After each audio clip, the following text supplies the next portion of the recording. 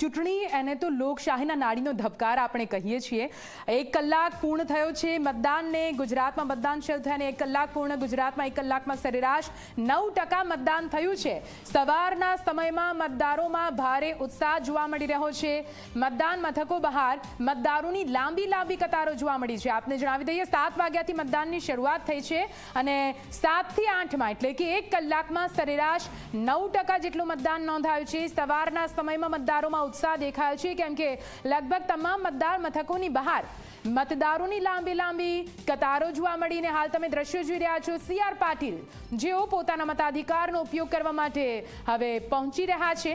आपने जणावी दे नवसारीथी सांसद एवा सीआर पाटील अने भाजपना प्रदेश अध्यक्ष जेओ फरी एकवार नवसारी बैठक परथी चूंटणी लड़ी रह्या छे अने पोताना मताधिकारनो उपयोग करवा माटे तेओ पण सवाરના समये નીકળ્યા છે અને પોતાના મતાધિકારનો ઉપયોગ કરીને તેઓ એક સંદેશ આપશે તમામ મતદારોને કે તમે પણ તમારા મતાધિકારનો ઉપયોગ કરો કેમ કે એક મત ખૂબ જ કિંમતી છે।